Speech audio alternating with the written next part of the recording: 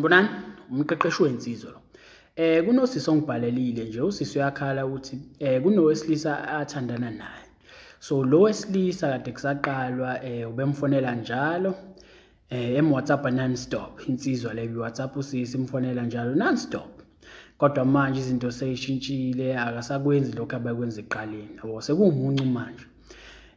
Usisi uyasho impela ukuthi cha yena impela useze nje naye wakhetha ukuthi azithulele manje ngoba uyabona ukuthi hayi sekudlalwa ngaye phela manje yabo. So ke esimene sikanjalo mina ngiblame umuntu wesilisa ngoba uyabona as umuntu wesilisa phela othandweni wena usukuyileader, wena usukudriver ngamanye amazwi ngiqonda ukuthini, wena osukucontrol yabo. Angisho ukuthi ucontrole umuntu ukuthi aphile iphi impilo, isithando sakho manje kumele senzeni kuphe kumele singakwenzi. Cha, ngisho kanjalo. Angisho ukuthi umthathise okwenyoni umvalele ekejini umtshela ukuthi yini nani kumele ayenze. Cha, ngisho kanjalo. But wena ocontrolayo ama-flames othando yabo. So ke mawuyinsizwa ehlakaniphileko uyazi ukuthi awuliyekeli uthando lweni luqale ngegiye eliphezulu. Lube mnandi kakhulu ngoba umlilo wamaphepha lo yabo akumele ukuvumele lokho. Kube mnandi kakhulu ngoba kuzoshona phansi yabo. So ngayivumeli leyo nto uthando lube umlilo wamaphepha liqale ngegiye eliphezulu ngoba wena mfowethu kunezinto osukuzenza so ezenza ukuthi kube mnandi. So mangabe uzenza ngamawala lezo zinto kuzoba mnandi kakhulu nisaqala. But ngiyakutshela mfowethu ekuhambeni kwesikhathi phakathi kwenu and most likely intombazane futhi izohamba igcina isilose interest, igcina umuntu uthothi mhlawumbe akasabamba ucingo noma akasenzi into ethize, but nawe ubona ngezenzo zakhe, response yakhe ekukhombisa ukuthi lo muntu interest yakhe isiphansi yabo. So ke ingakho ngisho ukuthi mawuyinsizwa ehlakaniphile kumele ungalivumeli leyo nto ukuthi kube mnandi kakhulu bese emva kwesikhathi kuyancipha. Kumele ukucontrol, ukwazi ukustrike ibalance, ama-flames ukwazi ukuwa-control ngoba wena udriver, wena oshintsha amagiya njengomuntu wesilisa. Mawufuna imoto igijime kakhulu wena uyazi ukuthi yini ekumele uyenze yabo. So kubalekile ukuthi ukwazi lokho, ungaveli wenza into nje ungabi nakluye ukuthi lento mangabe yenza izoba namthelela muni. Cha, kumele wazi sonke step osenzayo ukuthi sizoba namuphi umthelela yabo. So ke ngalokho uyasizakala ngendlela eyisimanga. So ke ubhalile-ke usisi wathi ungibize ngegama wathi nje Nkanyiso unjani, ngiyaphila nkosazana, ngithembe nawe uyaphila la ukhona. So ke uyabona futhi ngeke ngisaba manje umqeqeshi wensizwa kuphela ngoba nazi nento mseqalile manje ziyabhala yabo. Ezinye zijwayele ucomment ngeke ngizibone okusho ukuthi ke bayeza nabesifazane bezofuna okuncane abangasizakala ngakho yabo. Ngoba yabona inkosazana ekhulele le ikhaya lenjabulo leli. Kwamqeqeshi wensizwa ikhaya lenjabulo. So inkosazana ekhulele le ikhaya ngeke ivele ithandane nensizwa nje enodlame, izokwazi ukuyibona yabo. Ngoba izotrainwa, izokwazi ukufundisa izinto ezokwazi ukuthi imbone ngazo ukuthi okay lo uyisima kanje yabo. So ayizokwazi uvele ithandane nomuntu nje engathi iyimpumputhe yabo, isiphonse kumuntu ngenxa ukuthi mhlambe iyambona ukuthi unemali, unemoto, mhlambe ufit, mhlambe yabo. Cha, ngeke izokwazi ukuthi yenza izinto ezombhequlula ukuthi lo muntu uyisima kanjani yabo. Ngoba ngihlezi ngisho ngithi akuthina sonke siqhamuke emakhaya la khona sikhuliswe ngothando olunemfudumalo, safundiswa ukuthi kumele uziphathe kanjani umuntu. Cha, abanye bethu baqhamuke emakhaya la khona kunomsindo khona, la kuliwa khona, la kushawana khona, la kuhlezi kumenyezwa khona yabo. So umuntu kumele ukwazi ukuthi umbhequlule, umbone ukuthi okay lo muntu uyisima kanje, ube neclue ukuthi umuntu kanjani. Ungavele uziphonse kumuntu nje ngoba ukuthi umuntu muhle but ekugcineni uzokugcina efika empilweni yakhe azokunyofa. So at least wena kumele ukwazi ukuthi umuntu umqondo ukuthi uyisima kanjani yabo. Ungasoli uthandana nomuntu thothweni ukhule kahle, lo muntu uqhamuke ekhaya la engafundiswanga khona ukuthi uziphatha kanjani, afika azokushintsha inhliziyo yakho nawe ugcina usuyidlulisa lento kwabanye abantu. Cha, kumele ukwazi ukuthi uzivikele nawe. Kubalekile ukuthi ukwazi uzivikele, uvikele indlela ozizwa ngayo yabo. So ke ubhalile usisi wathi Nkanyiso unjani, ngicela ungilaphe. Ngingowesifazane osothandweni nowesilisa ongasebenzi yabo mfowethu. Yabona kunzima mangabe umuntu wesilisa ungasebenzi yabo. Ingakho ngihlezi ngitshela ngithi mfowethu awukwazi ukuvuka ekuseni uhlala ungazi ukuthi uzokwenzani. No, awukwazi ukwenza njalo.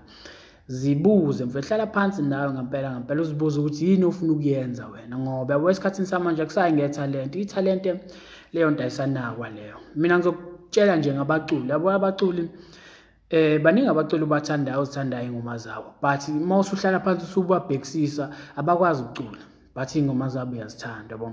Engiqonda ukusho ngithi kuwena akusayi ngethalente esikhathini samanje, so wena kumele uhlale phansi nawe uzibuze ukuthi yini into othanda ukuyenza, and then mfethu uzame ngayo yonke indlela ukuthi uyenze leyo nto, yabo. Ngoba yabona uma uzothatha ngokuthi wena kumele ube nethalente elithize ukuze wenze into ethize, cha, wena into uma ngabe uyithanda hlala kuyona leyo nto, and ngiyakutshela uma ngabe usaqala uzobe opposite yale nto oyifunayo.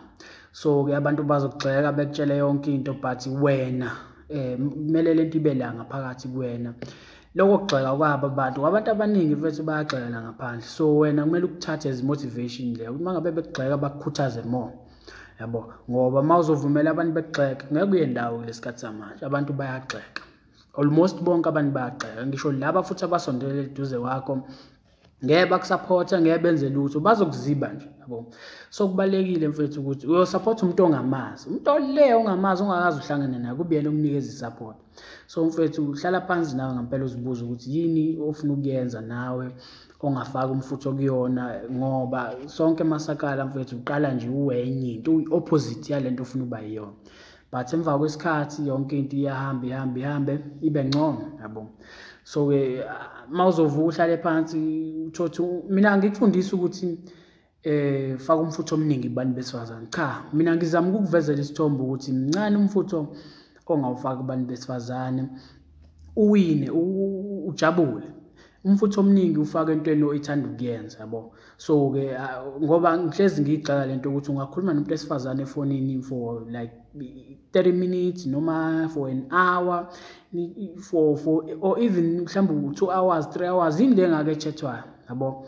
Noma efonini i-airtime engaka noma idatha elingaka, isidingo singekho, yabo. Ngoba wena mfethu usuyazi ukuthi yini ekumele uyenze.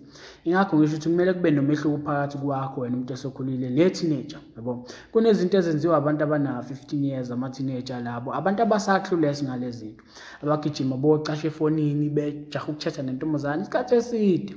Wena usumdala manje, usuyazi into ekumele uyenze nekumele ungayenzi. So mfethu kumele kube nomehluko phakathi kwakho nengane, yabo. So awukwazi ukwenzisa kwengane ubumdala, yabo. So-ke uthi-ke usisi-ke ngingowesifazane osethandweni nowesilisa ongasebenzi. Sisaqala ukuthandana ubefona engi-WhatsApp non-stop, but now akusenjalo. Sengize ngakhetha ukuyeka nami ukumfonela. Kungabe ngenze iphutha yini? Yabona kubalekile ukuthi ukwazi ukuzivikela imizwa yakho, njengoba ngihlezi ngisho ngithi musu ukuthandana nomuntu engathi uyimpumputhe, yabo. Wenza into but wena ubheke ukuthi kwenzakalani in return, yabo. So ungenza into engathi uvaleka amehlo, uyaziboka ukuthi awujabule, yabo. So mina sisi into engakutshela yona la, wenza into enhle ngendlela eyisimanga, ukhombisa ukuhlakanipha, ngoba uma uhlakaniphile uyakwazi ukuthi uzivikele nawe. So lo muntu ubekufonela akasakufoneli, abek-WhatsApp akasaku-WhatsApp, surely khona la mhlambe asejabule khona kwesikhashana, but wena nje ubuyeka ukumfonela ngekutshela isinqumo esihle leso sithathile, uzobona. Ungabisamfonela, ungabisamWhatsApp, ungabisenza lutho, eventually uzobuya yena, either uzokufonela noma ku-WhatsApp. But yabona abantu abaningi baye badideka ukuthi umuntu uma ngabe ehlehla kuwena, wena kumele usondele kakhulu. Cha, umuntu uma ngabe ehlehla kuwena noma ekhombisa izimpawu zokuthi uyahlehla kuwena, hlehla nawe kuyena, yabo. Ungasondeli umuntu ebekuhlehlela, yabo. Ngoba kusho ukuthi lo muntu wenze njani. Into uma ngabe ibalekela akusho ukuthi kumele ujahe, ngoba yenzani, ukubaleka kwayo ukuchaza ukuthi ayisafuni ukuba kuwena, yabo. So naye kubalekile ukuthi into uma ngabe ikubalekela ungayijahi, uyiyeke ibaleke. Ma ukuthi futhi nje isikhathi esiningi iyayibuyele yona, yabo.